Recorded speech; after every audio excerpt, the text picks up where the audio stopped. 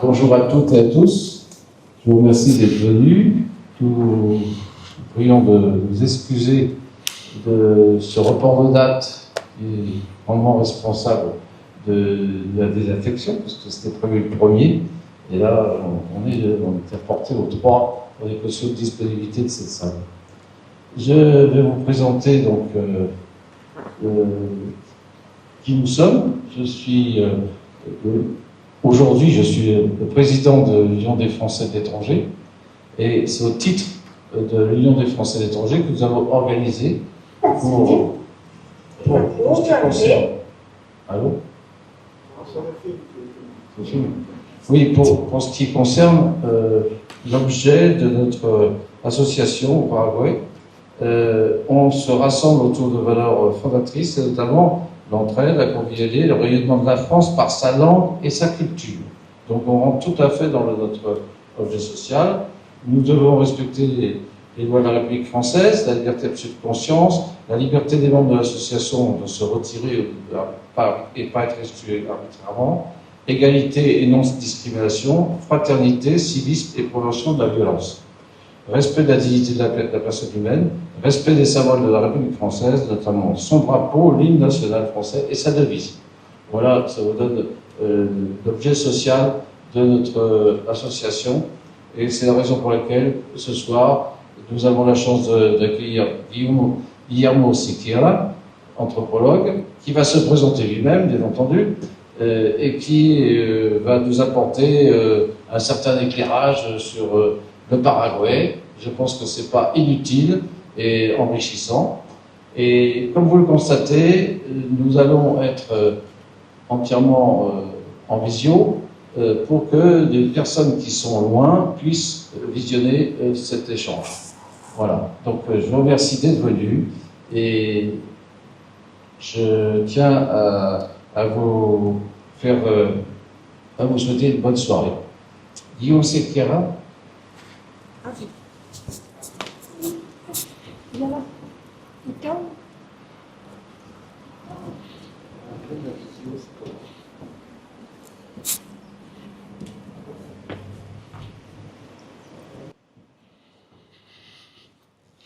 Je passe la parole à Guillaume Sequeira, qui va se présenter et donner toutes ses qualités. Voilà, merci.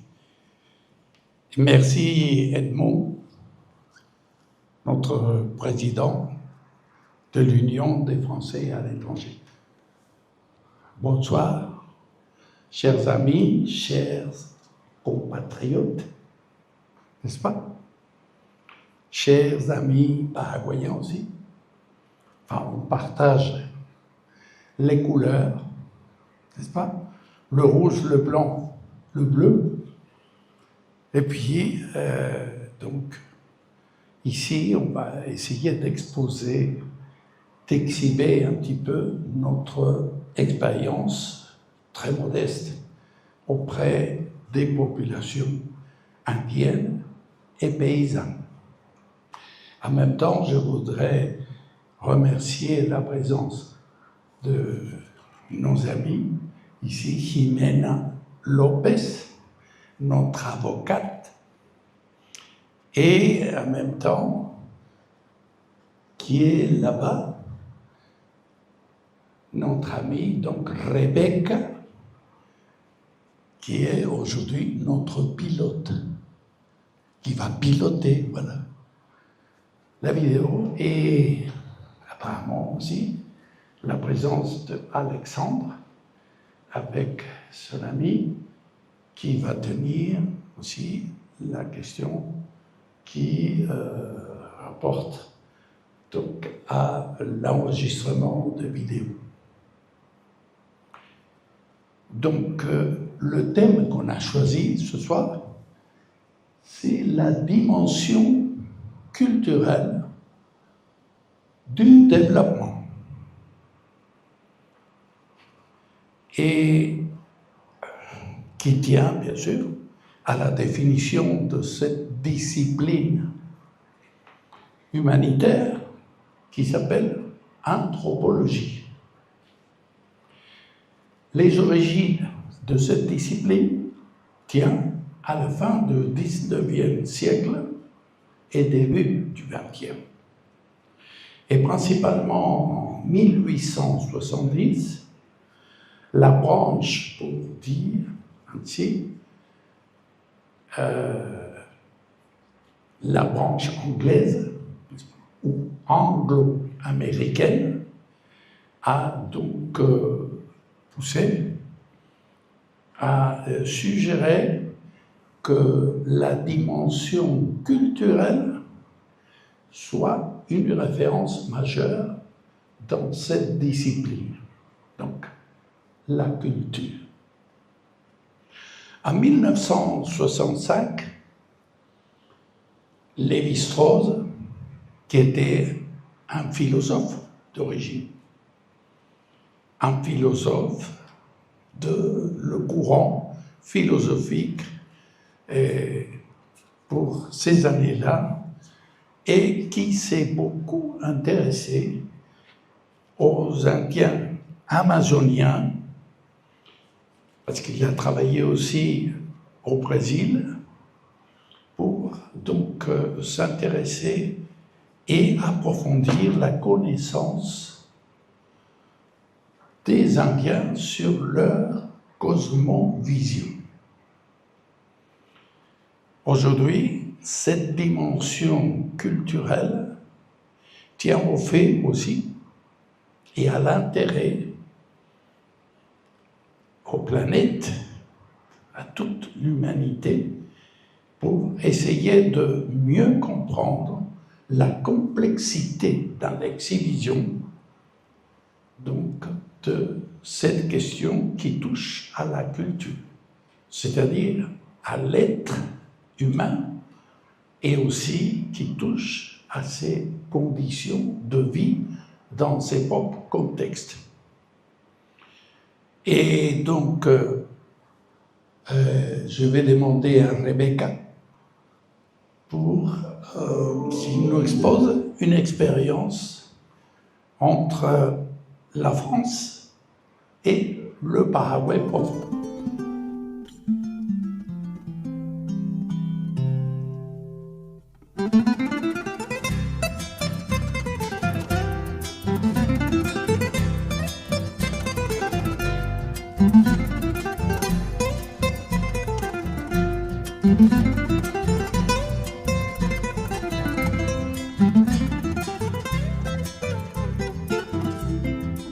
Alors, tu me montrais cette plante, alors dis-moi ce que c'est. Es pastillo, cerdón es pastillo. Mhm. Est-ce qu'elle pousse spontanément ici ou est-ce que tu as dû la planter, la semer? Y catu plantera, pero sa peisa de ella reco inde, pero yo prende a ella yo estoy me happy hoy po. Et donc, dis-moi quel est l'usage thérapeutique alors de cette plante? Tu t'en sers pour faire quoi? Mia pesa ande po na yo reco bete menta. Na kwa sa te kure kwa castarro be hacer lo lema me mo nyande. Pero le doy puru si ahora reco bete na kwa sa. C'est une plante aromatique, ça sent le citron, donc ça sert pour les catarrhes, pour les bronchites. Pero que ya respira ha te ko joko nyande ma pe ya uam ha te ko abria nyande pesa. Alors comment fait-on? On met un peu dans l'eau ou bien on casse?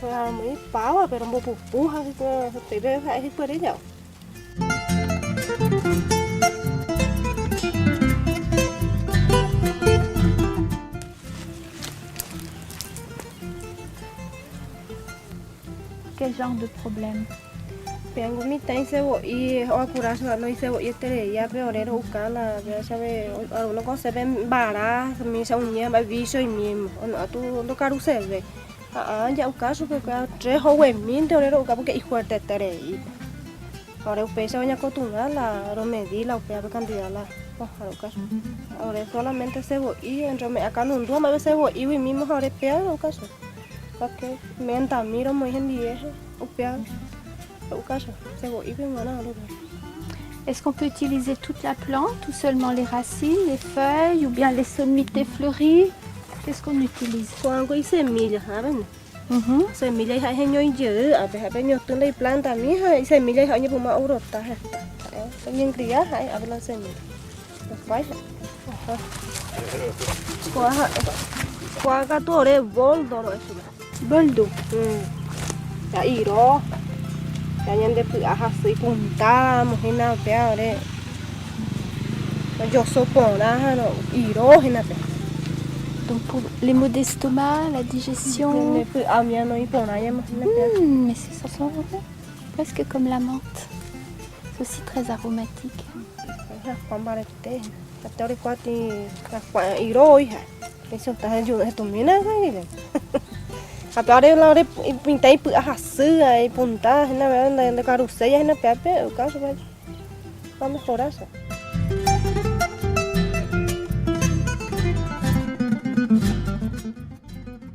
Peut devenir très grand.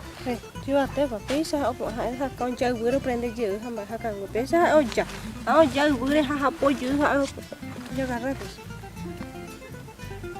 ra ngồi đây đông bôi chữ bây giờ đâu cả là mình ta là sao bữa ăn thế ibu ăn nói bỏ na ibu ăn sữa tem bị umian luar bôi supe không bữa aje so mình sẽ ăn bôi pupu qua salvian thì bữa ăn ông sa rồi rồi nhập bố cũng có một rau horta pona so pe bữa từ ấy à nên một bé bên ngoài đó rồi pe ăn nó phải phá đó. Donc là aussi c'est la feuille qui est utilisée. Ou tout. Ou les racines. Peixa romo pupu. Hape naranja pire ore ya ore ro hupi ben naranja pire mia. Asa bu ande ro haku peixa ha hendu ha pare hero itukwa. Ahora con gai marete ha quase. Ahora o calamita la ipu ano ipona ya hina. Ahora peixa ro ya kosu pe. Ahora ya alivia nada más vele ipu no ipona ya hina. Ahora ya o controlar su pela te pela y que tu veta no huevo acá y te ro fuera jala centro sa lugar ahí la oye entender se la ro huevo han waso que su pe la hoy pu tu ngo ala re pu hanya na ni. Peixa de loi pu.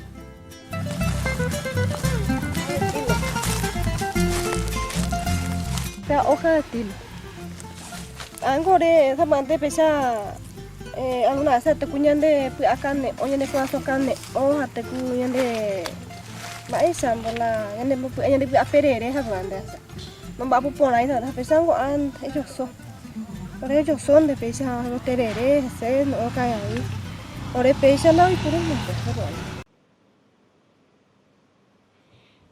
Voilà donc, vous voyez, assez bizarre, très sympathique, d'une part Marie-Josée, qui s'exprime en français, et Gregoria, qui parle en guarani. Et ils se comprennent quand même.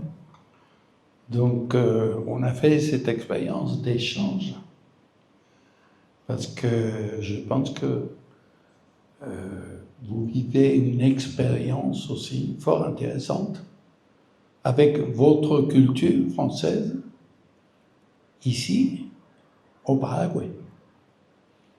Donc la question de l'échange, la question qui touche à la coopération entre deux peuples, c'est fort important à le développer, surtout dans la possibilité d'établir un dialogue dans la dimension, justement, culturelle. Alors, justement, ici, la présence fort intéressante de notre amie, qui est linguiste paraguayenne, qui a travaillé avec son collaborateur, son professeur au Collège de France, français, linguiste, Claude Agech, qui s'est beaucoup intéressé à la question qui touche la diversité culturelle dans le monde. Et donc, il avait, en 1980-85, il a beaucoup travaillé et il a aussi publicité des questions sur la culture dans le monde et les langues différentes dans le monde à cette époque-là. donc était daté encore 5000 cultures, 5000 langues dans le monde. Et bien sûr, la question sur la culture et les langues en Amérique, au continent américain, était donc identifiée par lui, par Claude Agege, un grand scientifique, et avec cette approche d'existence de 1000 langues en Amérique. Donc on passe à l'autre.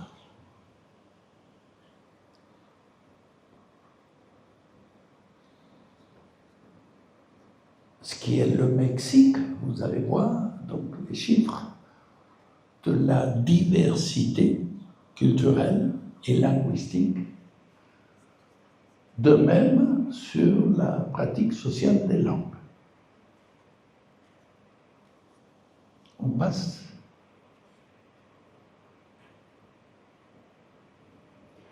Donc, Claude Agege, à cette époque-là, avait estimé que les langues disparues étaient de l'ordre de 30 000.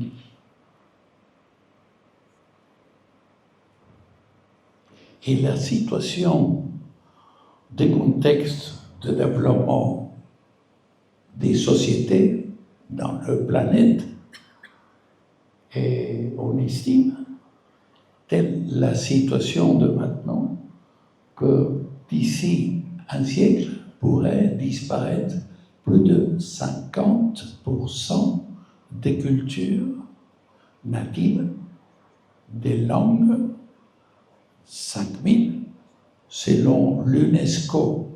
Maintenant, estime qu'il y a encore 7000 cultures, 7000 langues différentes dans le monde. On passe.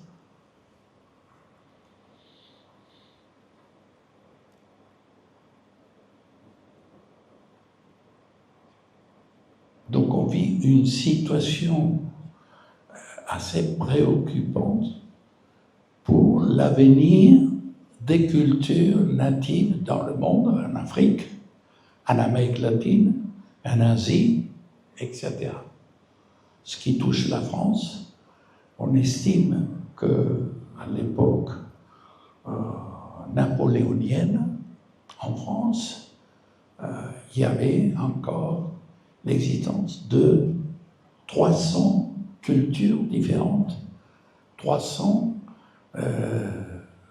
langues et pratiquées dans la France du 18e, 19e siècle.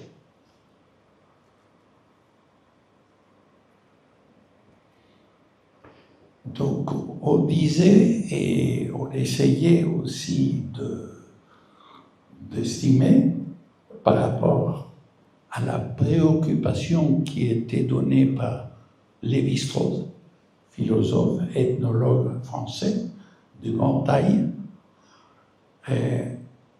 qu'en 1965, les historiens avaient considéré encore les langues qui n'ont pas développé l'écriture n'étaient pas considérées comme des langues avec une histoire, imaginez-vous.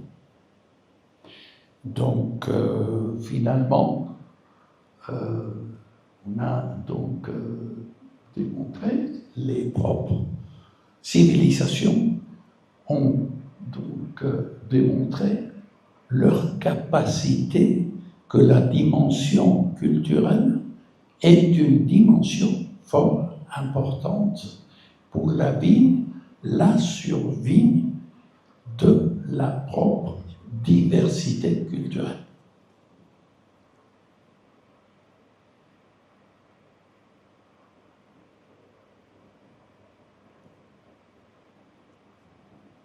Voilà l'image donc d'une femme Mbra Guarani. Les Mbra Guarani se trouvent en Amérique du Sud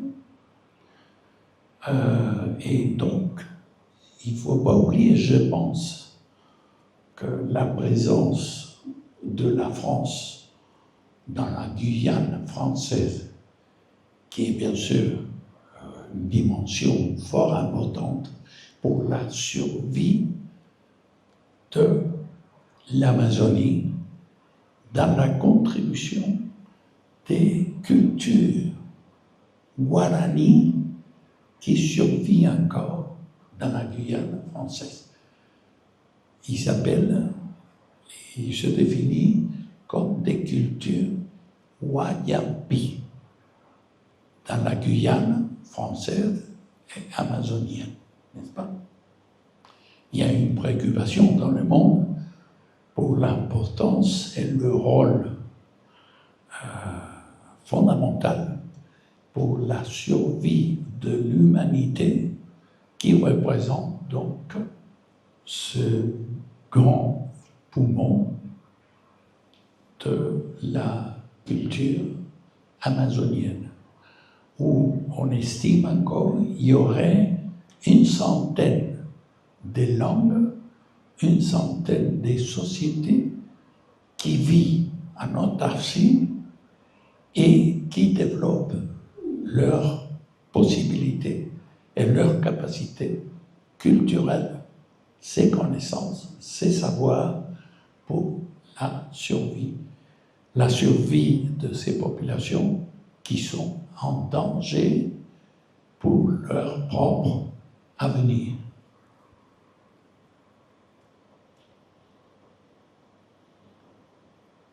Vous voyez donc le chiffre qui représente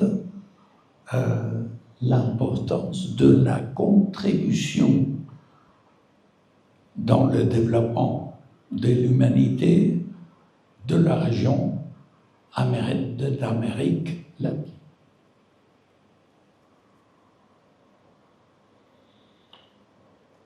Imaginez-vous ce chiffre. 48% de ressources dont la population mondiale a besoin pour vivre.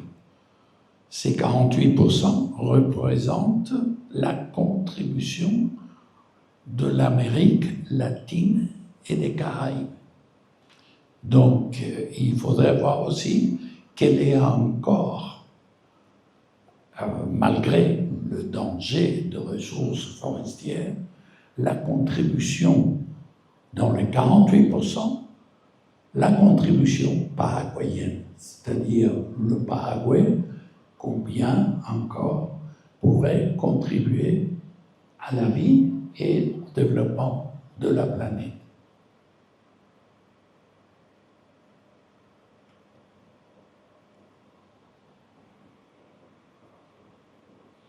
Là, on voit de paysans et des femmes paysannes guarani qui sont en train de préparer le yerba mate et donc de produire la yerba mate qui est propre justement à cette culture guarani au Paraguay.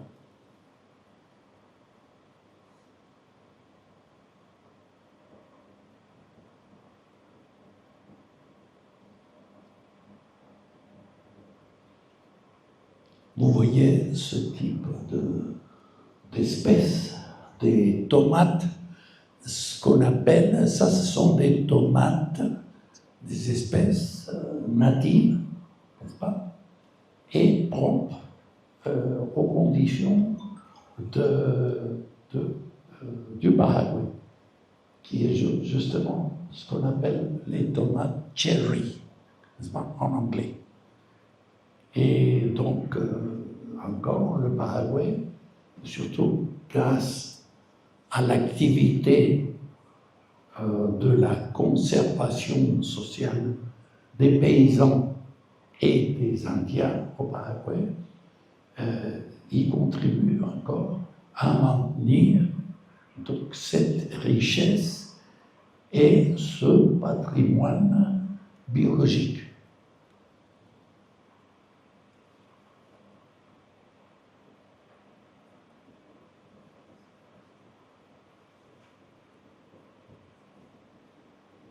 La question de l'eau, bien sûr, c'est fondamental et pour la maintenance des bassins hydrologiques.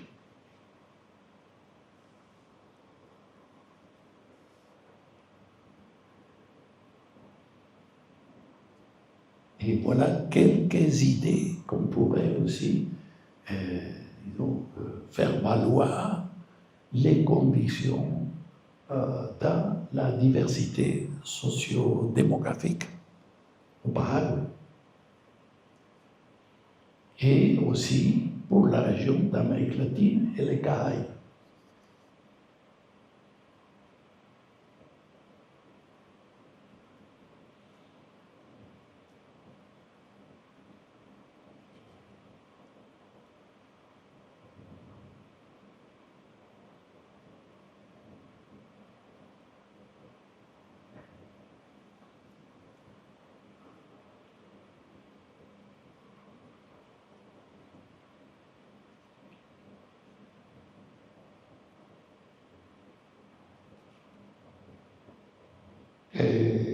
La diversité dans la cuisine propre des Indiens, là ici, ce sont des Indiens du Chaco, des Indiens Obotoso, n'est-ce pas?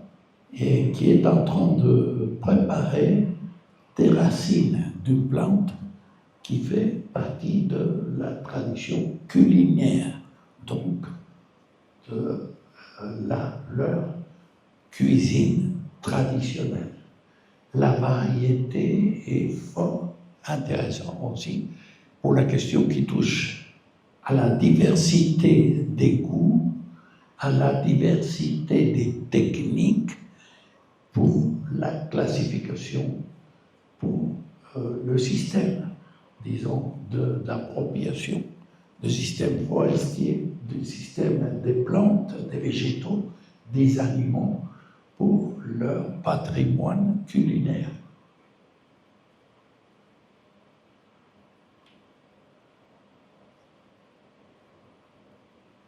Là encore, les plantations ou la préparation des plantations de la part des paysans sur la yerba mate. C'est ce qu'on appelle en espagnol algarrobo, qui est un petit peu à la mode en Argentine. On produit de la farine d'algarrobo qui a un goût assez sucré et très bon, et en plus de qualité nutritive d'une haute considération.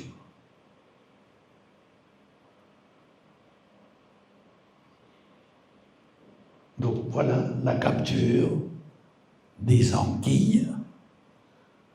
Vous savez, en France, bien sûr, j'ai goûté aussi des plats avec des paysans français par rapport à des espèces, des anguilles plus petites, peut-être noires, tout petites, mais aussi très bonnes. Et les anguilles est considéré par les Indiens aussi comme un élément fort important de la médecine traditionnelle.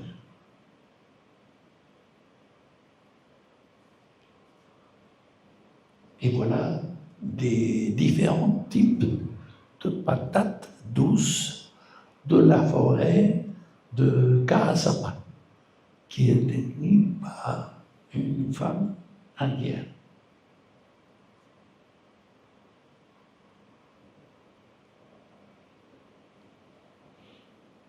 Heureusement, la participation pour la conservation du patrimoine culturel de la part des enfants, ici par exemple, au Chaco, ça c'est la rivière, le fleuve du Paraguay, n'est-ce pas? Et donc, est fort intéressant parce que, en fait, les futures l'avenir de ces cultures dépend absolument de la participation aussi infantile, n'est-ce pas, des enfants, et pour la survie de leur langue, leur savoir, leur connaissance, et ainsi participer aussi à l'affirmement donc de leur culture, de leur dimension culturelle.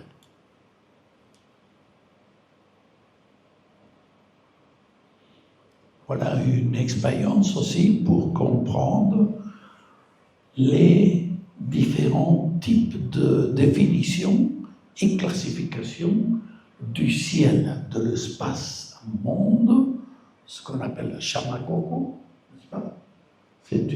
Ce sont des populations qui habitent au Chaco du Paraguay.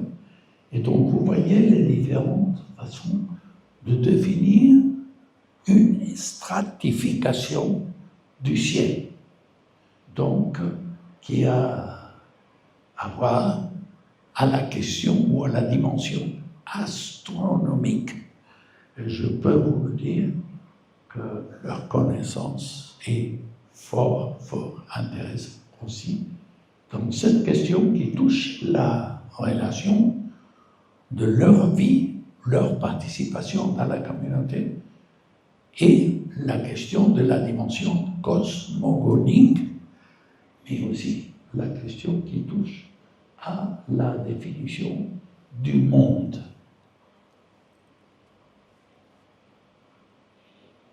Voilà un moment d'un rituel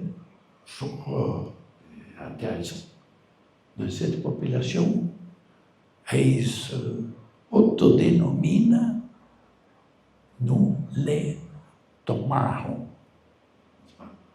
Une population qu'en 1986, je les avais trouvés et qui était inconnue, et il restait à peine 80 personnes.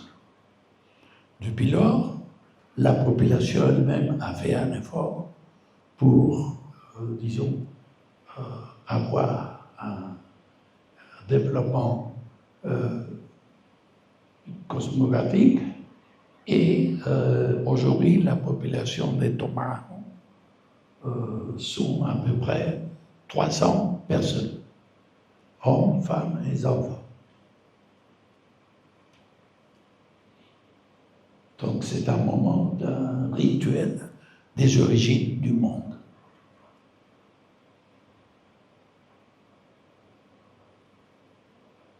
Vous voyez les différents types d'expressions avec les savoirs ornithologiques et l'appropriation et la production de l'art de la plume dans leur exhibition et dans leur façon de représenter la vie avec toute la complexité, à travers donc des rituels de naissance et des origines du monde.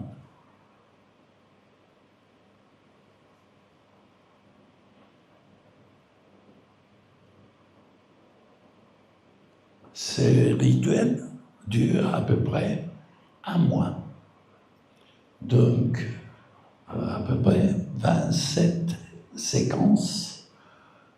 C'est comme une sorte de grand opéra dans la représentation où chaque séquence, chaque étape du développement de ce rituel montre toute la dimension de haute connaissance du monde, des hauts savoirs, n'est-ce pas, qui encore c'est très méconnu ou pas très connu. Donc ça, c'est un chaman qui est déjà mort il y a une vingtaine d'années en avant. On a pu donc faire leur image pour qui nous suscite, bien sûr, une complexité d'une richesse peu connue.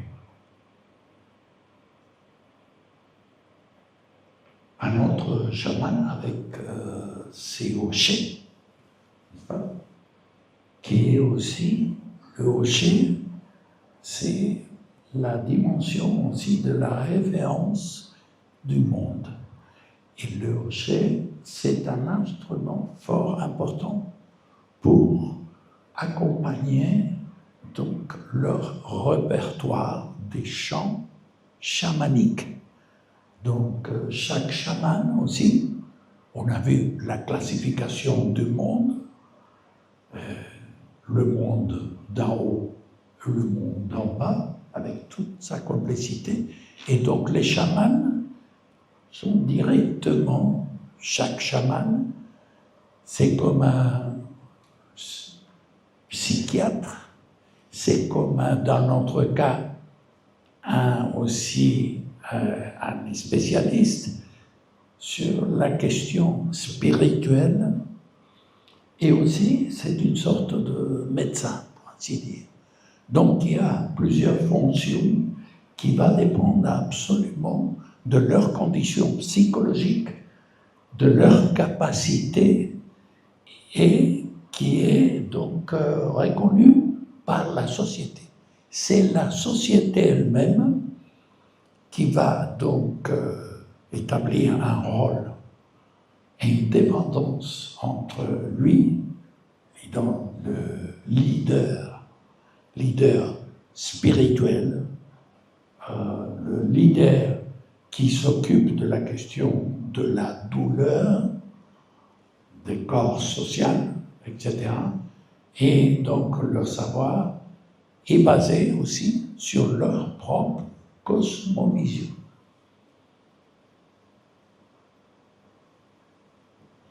Voilà des Amagorani, une grand-mère avec ses petits-enfants.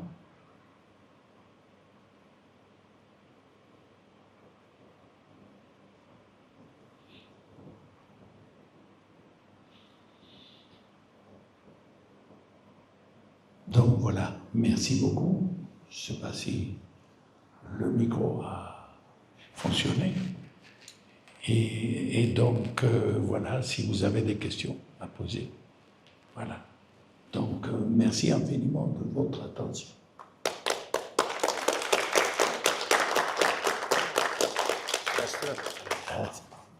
Je vous invite, si vous avez des questions particulières à poser, c'est le moment. Et je tiens à remercier aussi la Fondation Lao qui a participé à toute cette exposé et que nous ne voyons pas parce que la personne est derrière, dans le KGB qui projette. Voilà, je repasse la parole à Saad. Oui. Je voulais demander, sur la stratification, j'ai vu qu'il y avait des noms, et ça ne m'avait pas l'air d'être du Guarani, les Chamacocos, ils parlent une autre langue. C'est quoi la langue des Chamacocos? C'est le Chamacoco? Et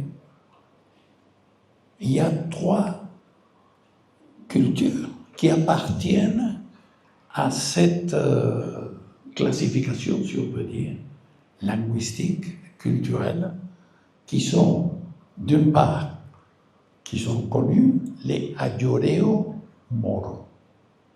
D'autre part, les Ubetoso. Je, Tomaro, je, Oulon, Tomaro. Donc, ils sont, pour ainsi dire, pour résumer, 3 langues, 3 cultures différentes. La différence entre la langue Ayoreo Moro, où ils ont aussi une diversité d'une dizaine des bandes, une dizaine des cultures Moro qui ont leur propre langue. C'est comme si on pourrait comparer, n'est-ce pas, la différence régionale qu'il peut y avoir avec, par exemple, les Français, ou voire aussi les Espagnols. Donc la différence peut être grande, mais aussi petite, si on peut le dire, n'est-ce pas? Il y a une similarité linguistique entre Il y a une racine commune, mais dans l'exhibition, dans le développement linguistique, chaque ethnie a ses propres différences, n'est-ce pas? Peut-être elle n'est pas grande, mais la différence est aussi importante.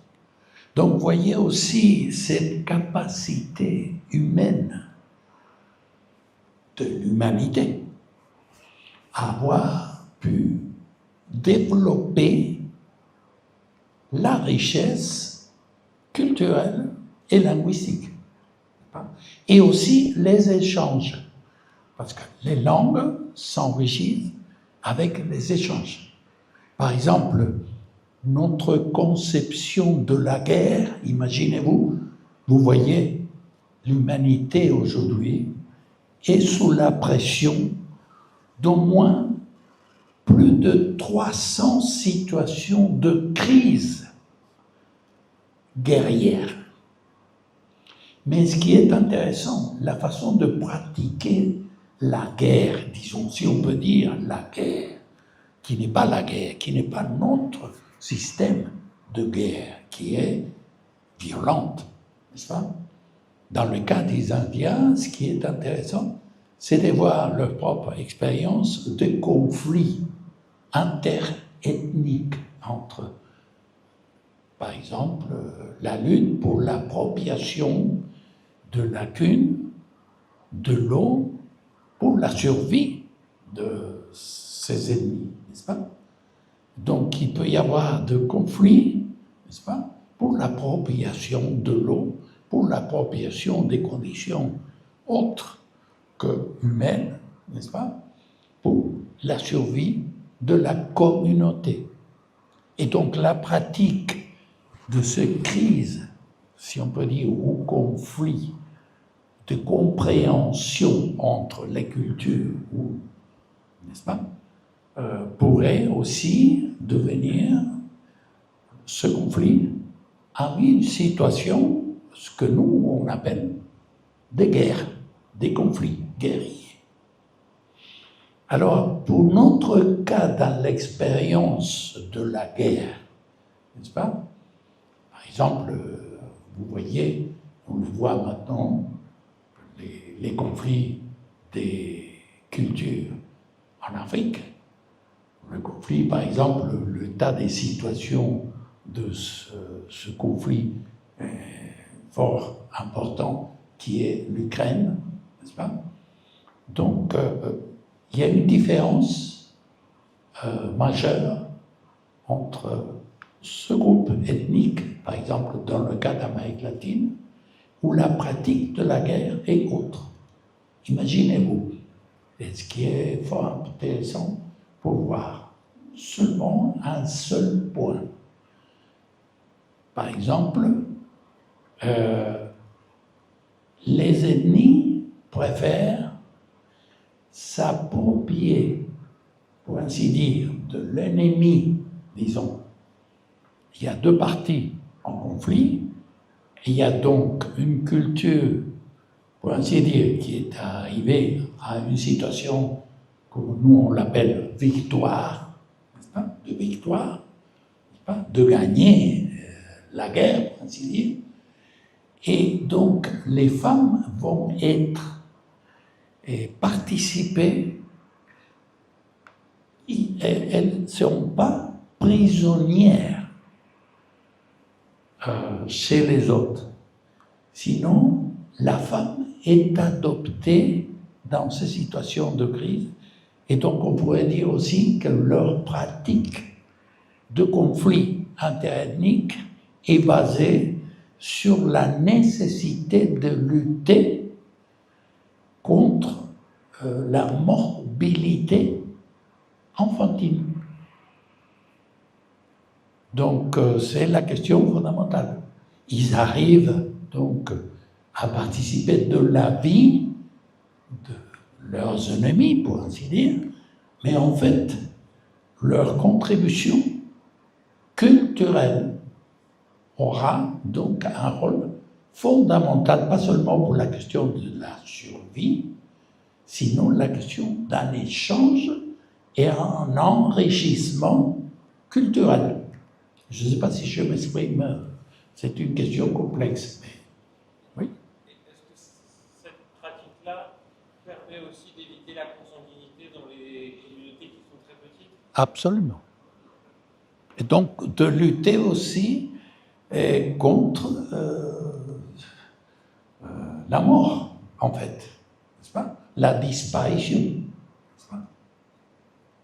Donc, vous voyez, on pourrait aussi apprendre beaucoup de choses de ces cultures. Et ce que je parle, c'est une expérience dans le cas du Paraguay.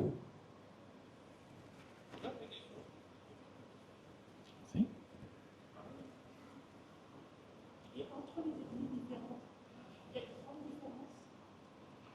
Comment? Entre les différences?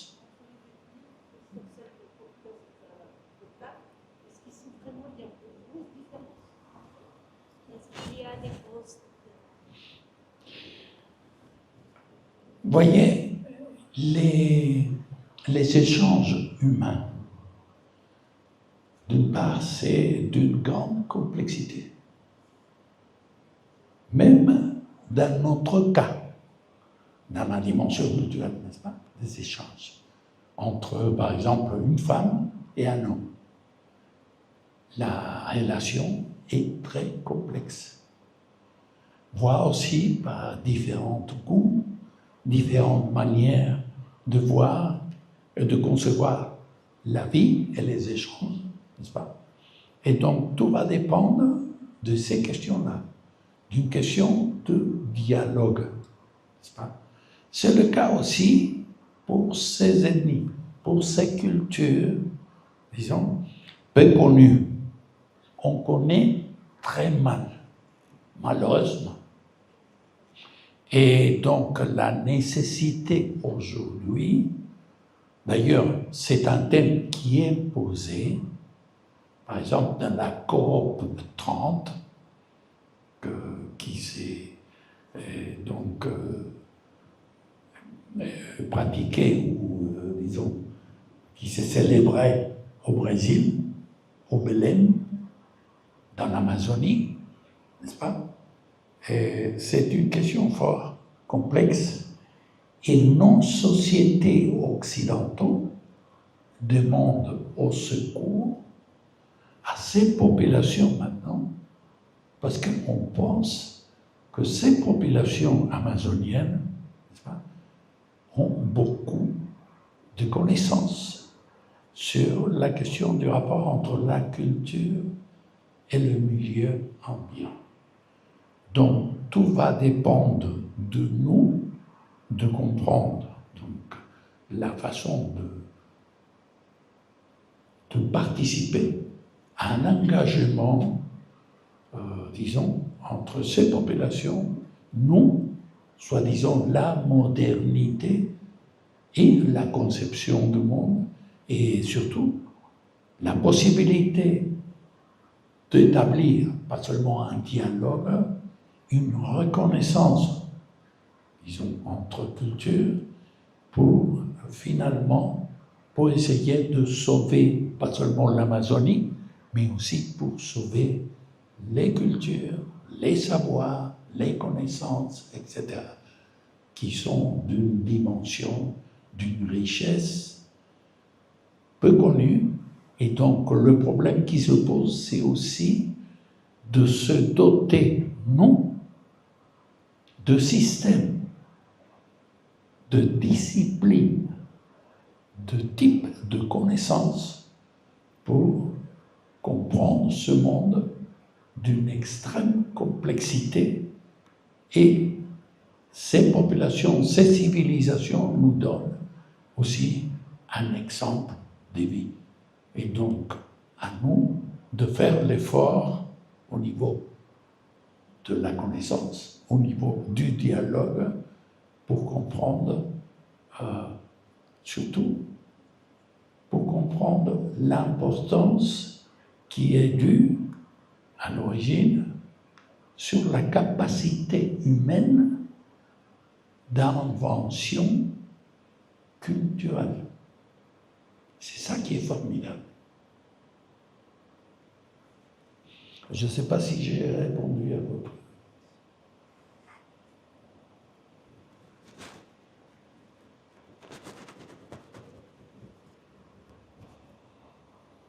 L'évolution de la langue guarani. L'évolution de la langue guarani.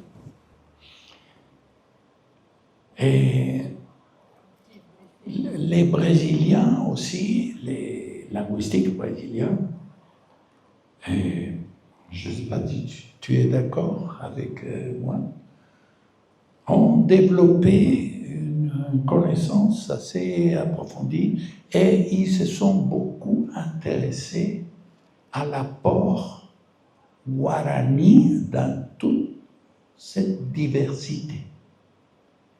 Donc il y a beaucoup de linguistiques brésiliens qui ont développé une connaissance fort intéressante. Par exemple, un de leurs a noté le fait que pour parler d'une diversité guarani, il doit y avoir 88 cultures guarani, 88, qui aujourd'hui pratiquent et développent leur propre langue, parce qu'il y a une diversité de 88, et qui participent aussi à la survivance des cultures amazoniennes. C'est-à-dire que la culture guarani est extrêmement riche. Selon les classifications techniques, au Paraguay, on a bien sûr identifié ces différences qui n'arrivent pas à une dizaine. Parce que ce qui est fort intéressant, c'est que les paysans guaranis ont eu la capacité culturelle, créative au point de vue, disons, collectif, n'est-ce pas, à démontrer qu'ils pourraient aussi devenir, qu'ils pourraient s'identifier comme une culture indienne guarani.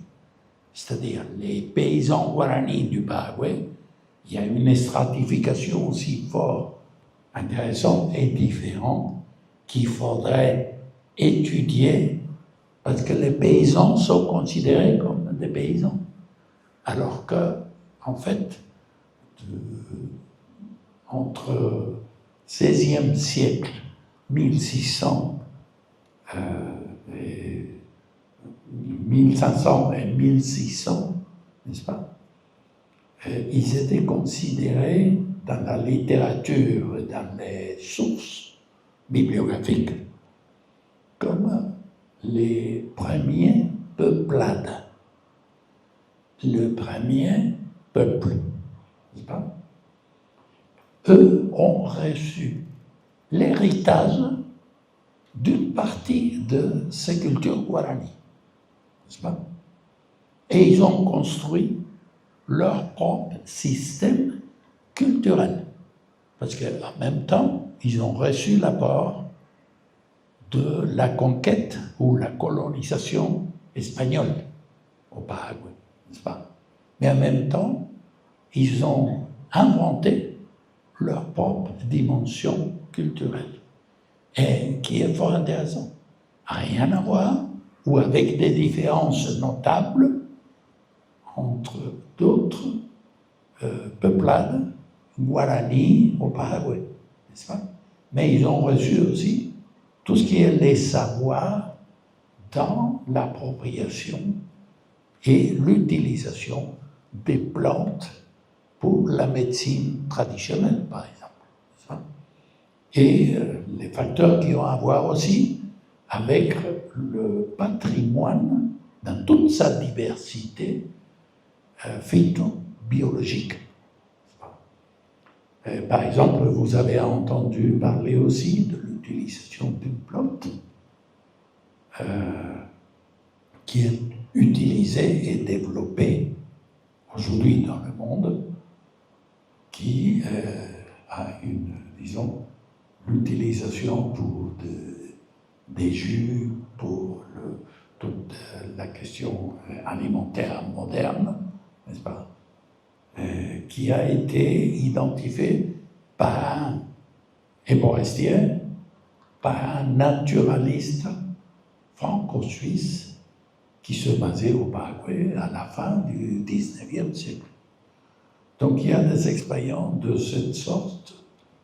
Donc aujourd'hui, ce qu'on appelle la identification guarani de Ka'a-He'e, c'est-à-dire la plante de la forêt qui est sucrée, mais qui n'a pas un impact négatif dans la vie et dans la santé des populations, n'est-ce pas, qui est utilisée pour sucrer les aliments, n'est-ce pas, mais elle a été présentée à une conférence, disons, botanique qui se célébrait au Brésil en 1922.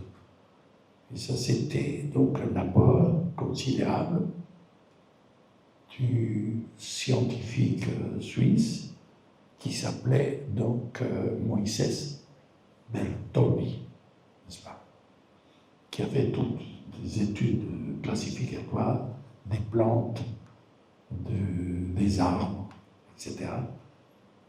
Et donc qui nous illustre aussi l'apport considérable des cultures guarani pour la vie.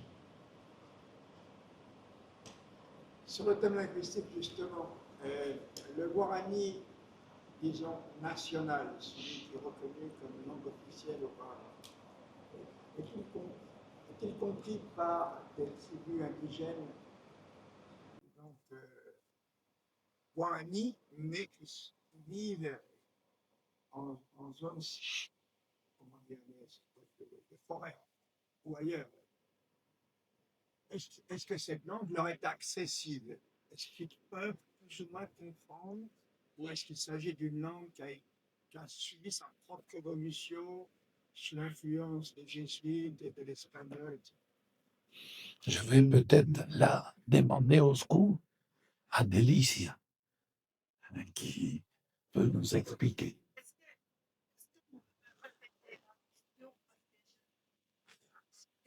Oui. Le guarani officiel, celui qui est reconnu comme c'est le Paraguay, peut-être compris par des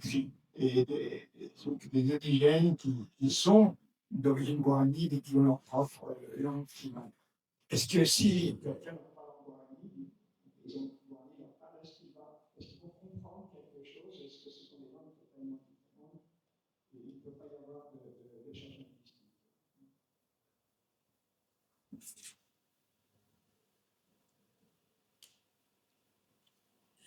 Oui, dans le domaine de la langue et de la culture guarani, il faut bien faire la distinction entre la langue parlée par les Paraguayens, nous, les Paraguayens métis. Je suis franco-paraguayenne et comme paraguayenne, je suis bien métisse. Et c'est le cas de la majorité des Paraguayens. Nous parlons la langue guarani, mais elle est la langue qui est plus, mais c'est mélangé de plus avec les autres langues qui ne sont pas des langues qui ne sont pas amérindiennes. C'est le guarani paraguayen qui est beaucoup plus mélangé que les langues tribales. Donc, notre guarani est bien différente des langues des communautés entières.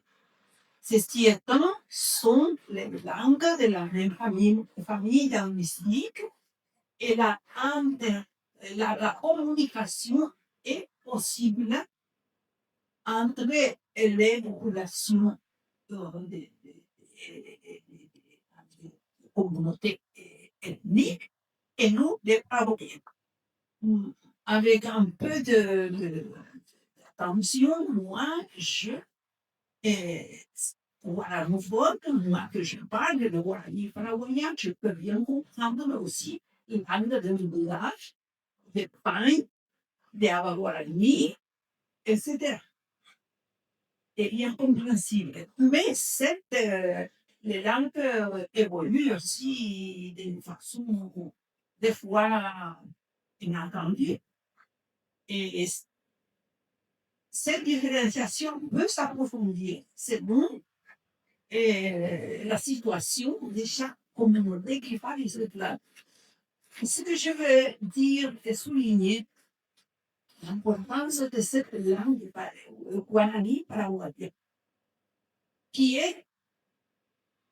a été et continue d'être la langue intertribale. Et la langue qu'utilisent les différentes ethnies pour communiquer entre eux. Beaucoup moins que l'espagnol. Moi, je travaille un peu avec les instituteurs de différentes communautés et je vois bien qu'ils utilisent la langue qui ne sont pas des familles guarani, mais qui introduisent dans des lettres, dans la langue qu'ils utilisent à l'école, beaucoup d'éléments qui viennent des Guarani paraguayens. Donc l'importance du Guarani paraguayen est grande parce que c'est aussi la langue qui est revendiquée, on veut dire, pour essayer de repositionner la langue guarani dans le contexte régional. L'intérêt de l'Argentine, vous savez qu'il y a des provinces argentines où on parle le guarani, qui est un peu différent de notre guarani paraguayen, mais c'est aussi un dragon. On peut communiquer. Je ne dirais pas que ce sont des langues différentes, avec des caractéristiques régionales, en Corrientes, en Formosa, Resistencia. De plus en plus, il y a une demande pour connaître la langue officielle du Paraguay.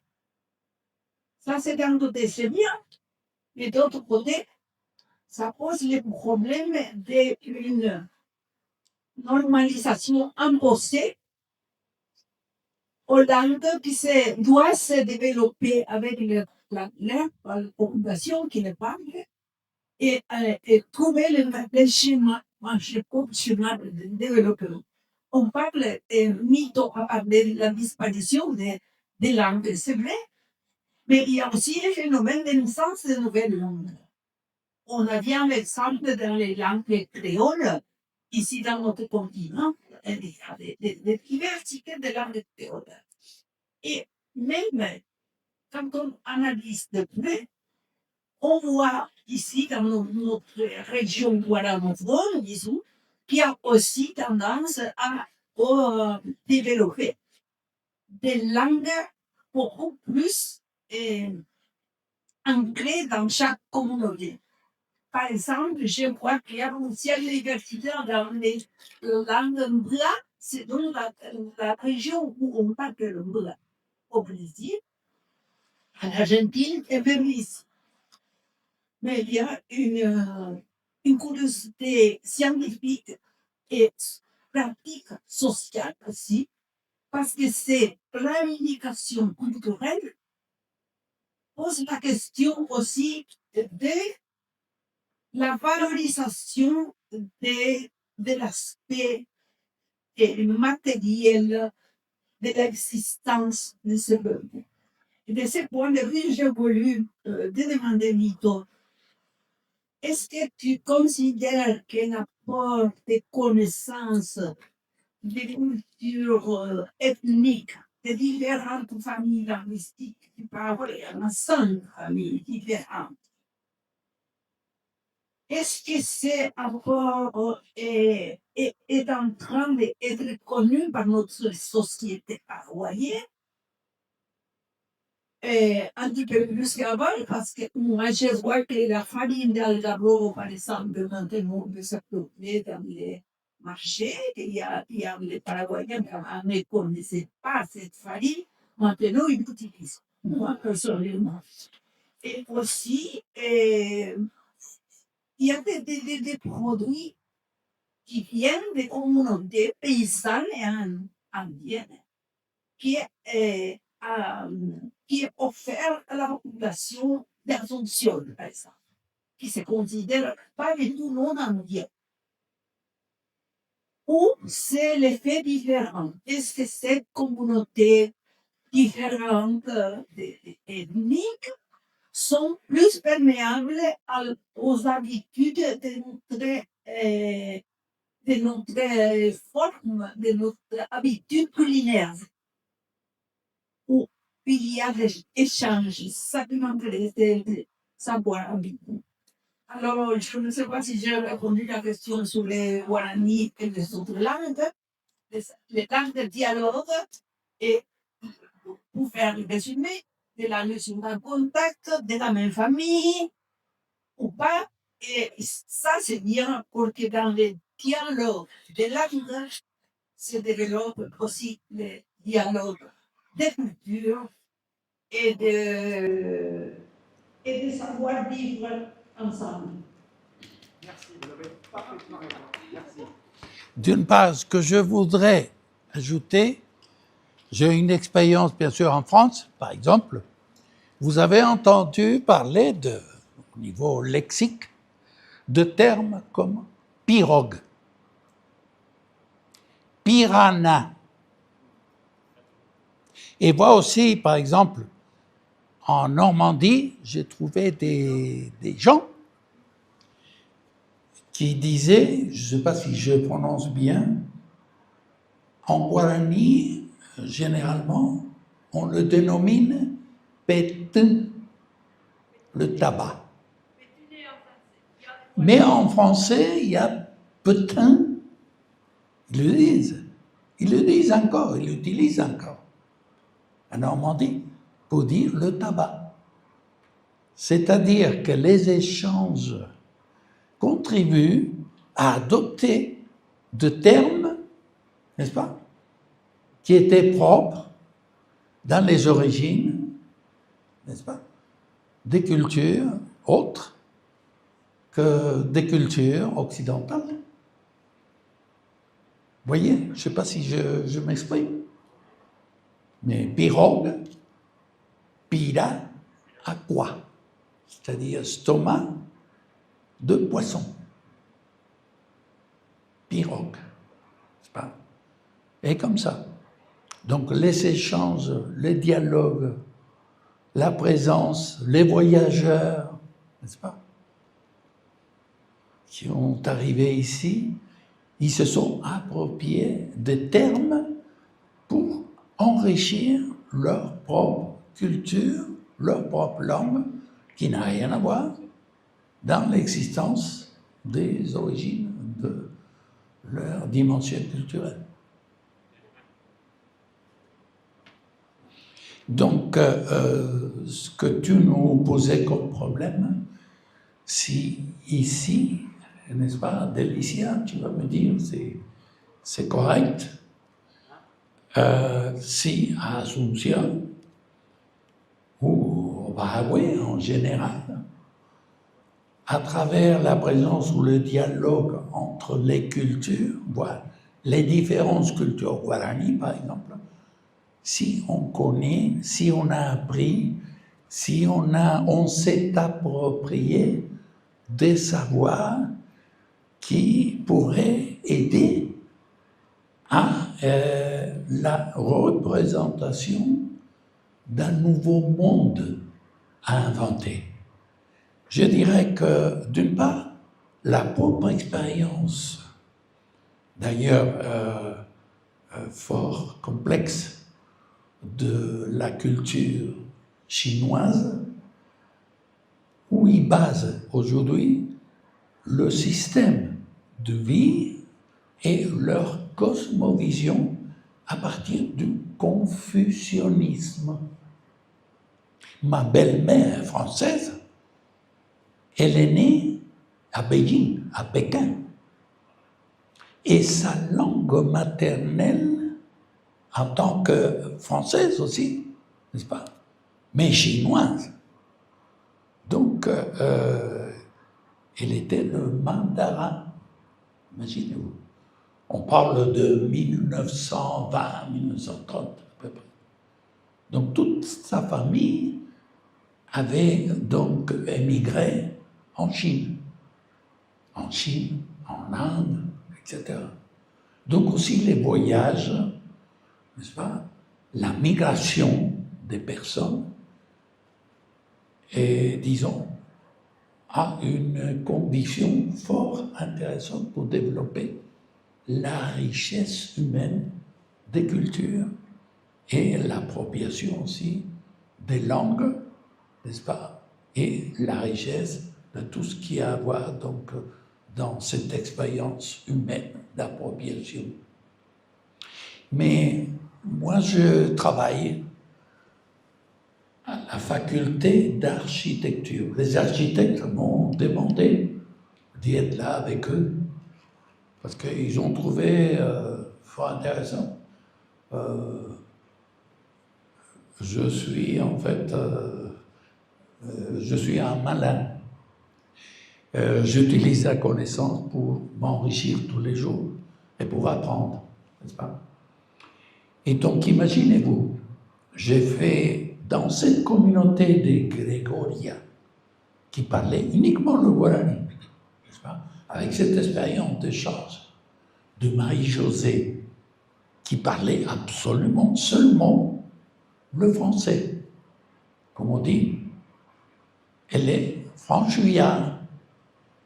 Mais ils faisaient un effort pour se comprendre.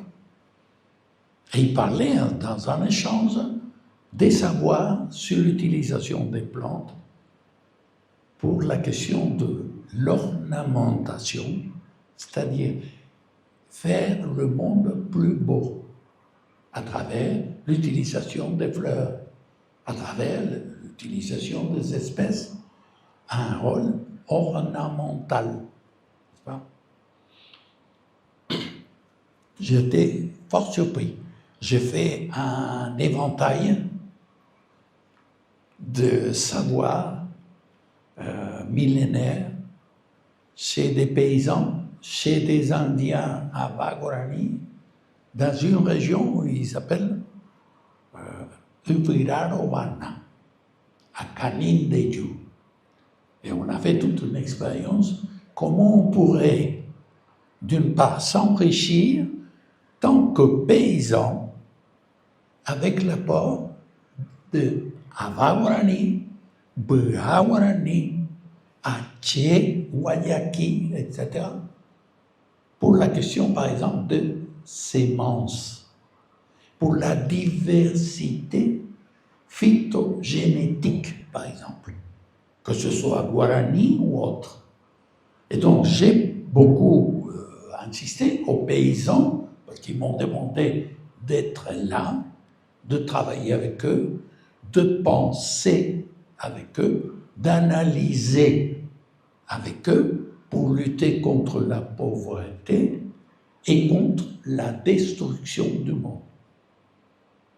Parce que j'ai beaucoup appris aussi en France pour que la société française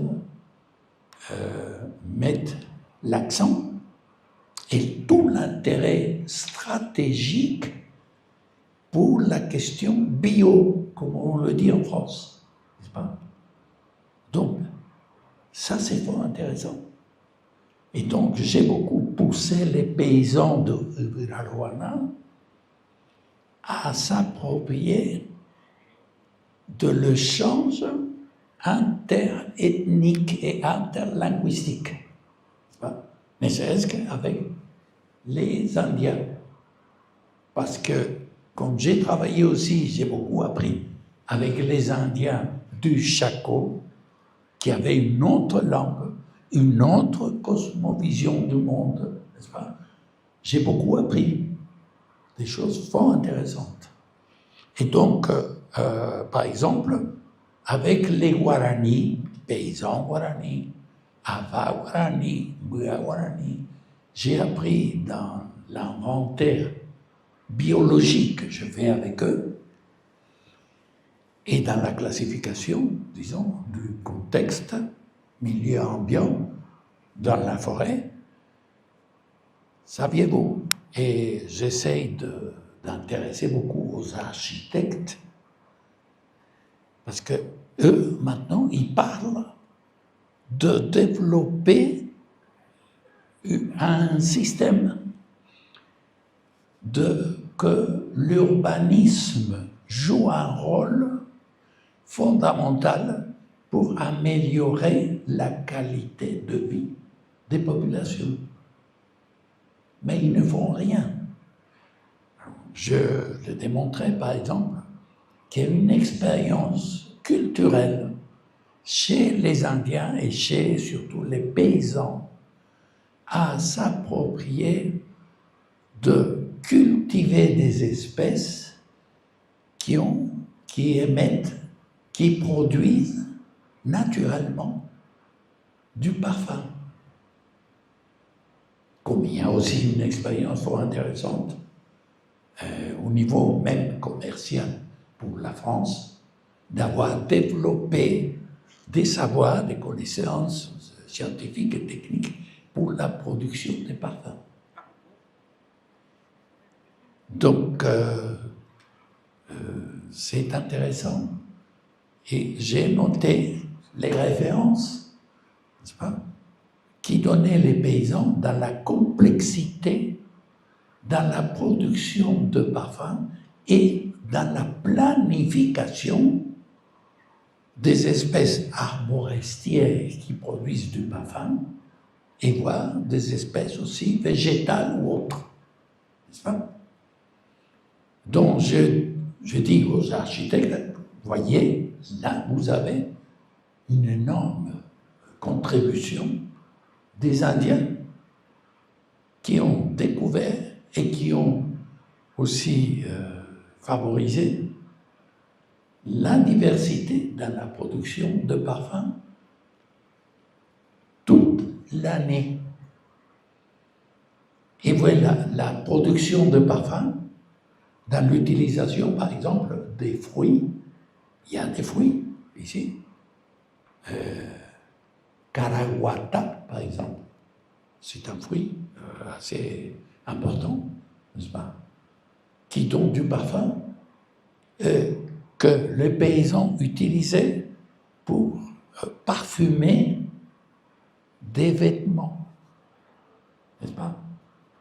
Et aussi de parfumer les espaces à la maison ou les espaces communautaires. Donc, vous voyez, ça c'est un exemple fort intéressant. Je ne sais pas si j'ai répondu donc à ta question, Délicie. Caraguata. Il y a un village qui s'appelle Caraguata. Il y a une ville qui s'appelle Curuguat. Et donc ce fruit s'appelle Curuguat. Et c'est très parfumé. C'est aussi un aliment. On peut faire du jus, de crème, etc.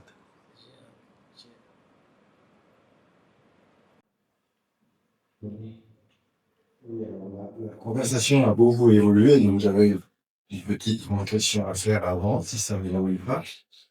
Je vis entre incarnation et poémo, c'est-à-dire un Google Evolution Music.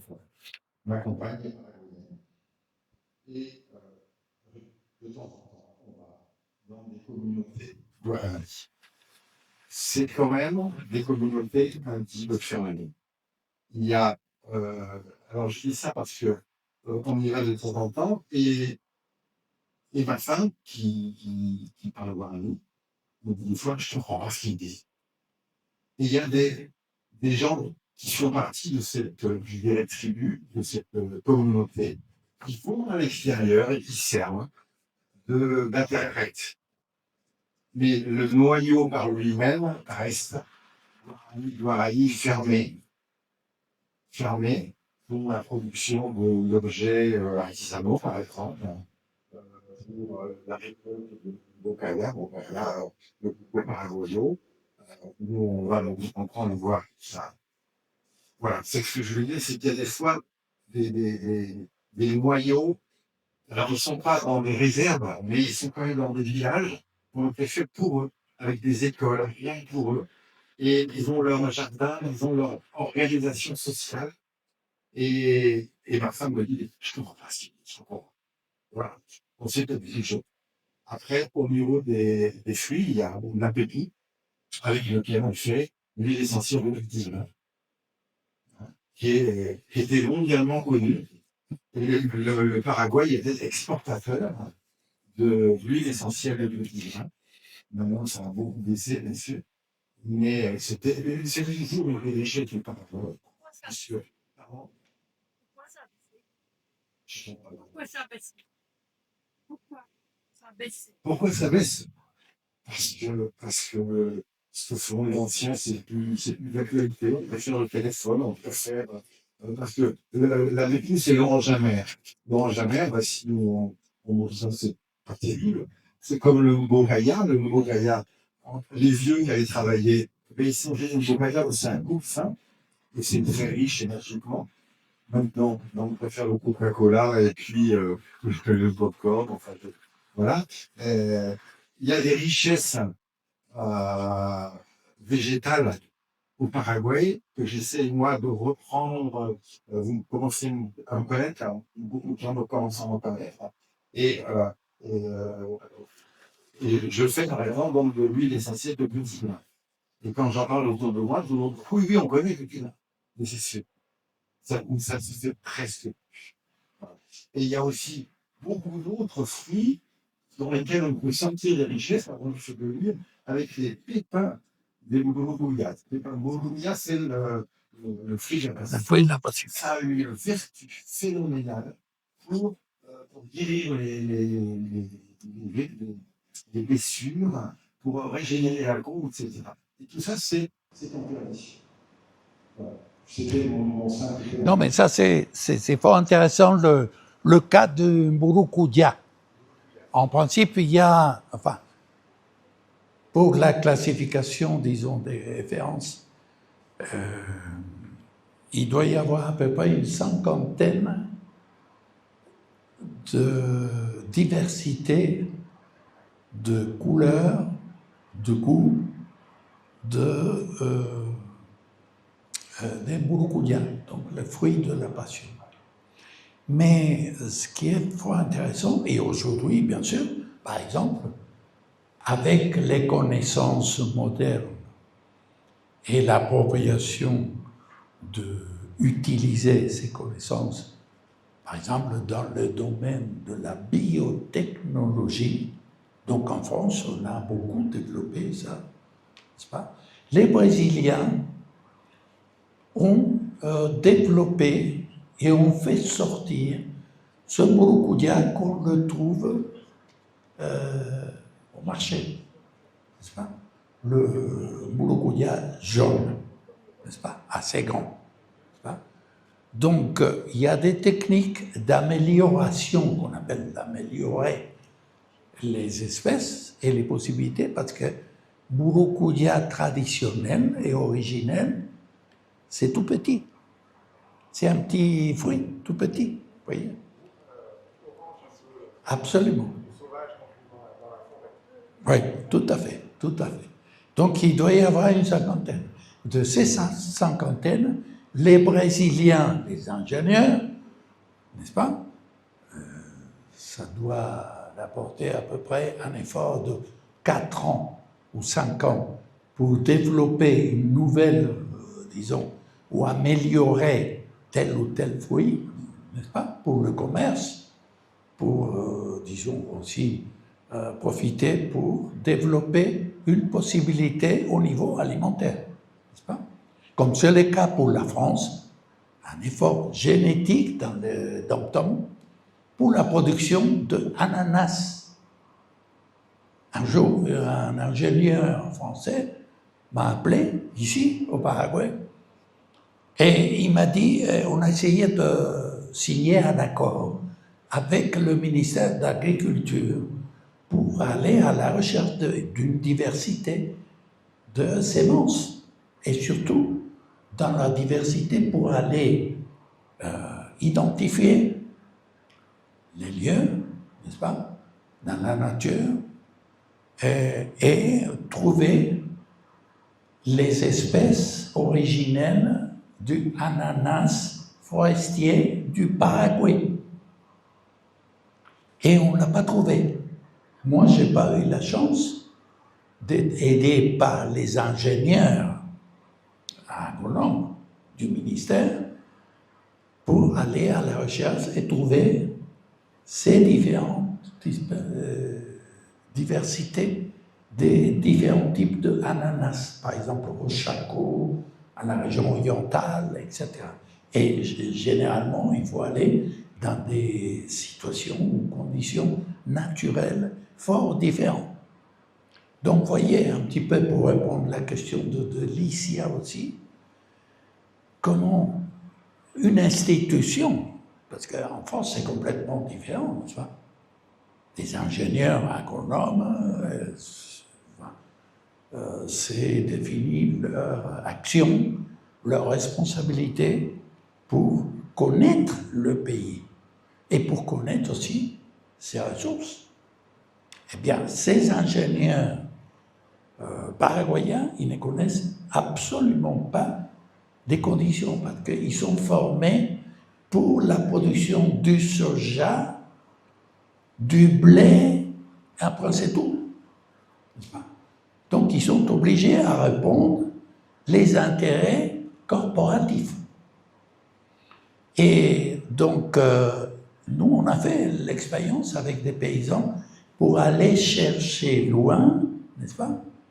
Et pour aller identifier selon leur classification des savoirs guarani, n'est-ce pas? Et pouvoir identifier donc le patrimoine et les possibilités pour enrichir leur système alimentaire, n'est-ce pas? Et pas organiser les systèmes alimentaires seulement du riz, enfin du blé ou quoi que ce soit. Je voudrais rajouter quand même que c'était un savoir français qui avait tout Paraguay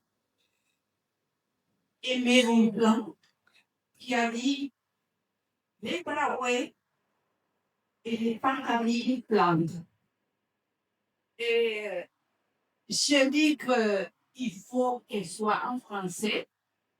Et moi, j'ai entendu cette phrase en France pour vous dire que notre destin, c'est de continuer à échanger de connaissances et que la France peut continuer à nous montrer nos richesses et nous pourrons, et nous devons continuer à porter tout ce qui est caché, comme monsieur il a bien expliqué comment il fait ces produits. Chez lui, il utilise les petits grains, etc. Donc, il n'y a pas de limite à l'échange de connaissances. Et c'est ce qui est bien. Il faut sortir un petit peu avec cet esprit de cette rencontre. Et il ne faut pas oublier que Bonpland, français, botaniste ou naturaliste, 19e siècle, a accompagné un grand scientifique pour l'époque, au 19e siècle, un tel Humboldt, n'est-ce pas? Donc, était un collaborateur très proche et fondamental pour Humboldt. Donc, il a fait tous les voyages avec Humboldt, n'est-ce pas? Et après, il s'est posé donc à Misiones, n'est-ce pas? Tout près de la frontière au Paraguay, en 1820, 1830, n'est-ce pas? Et il nous a aussi légué des connaissances formidables. Donc, malheureusement, on est obligé d'y aller en profondeur, disons, pour relever le plus important dans la connaissance humaine, pour enfin dire à la façon pour finalement contribuer à une meilleure situation de vie pour les populations en général et surtout établir un échange et un enrichissement, n'est-ce pas? Parce que les conditions climatiques aussi, c'est pas la même en France qu'au Paraguay ou en Argentine, etc.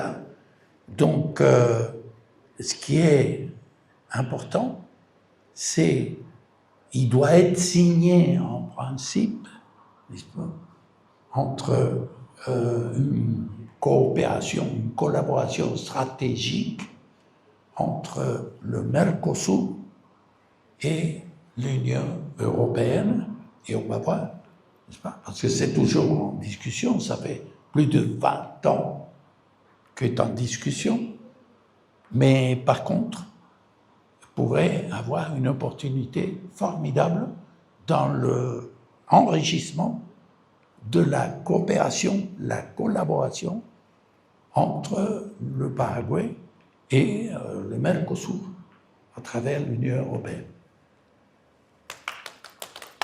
Je crois qu'on peut applaudir notre conférencier.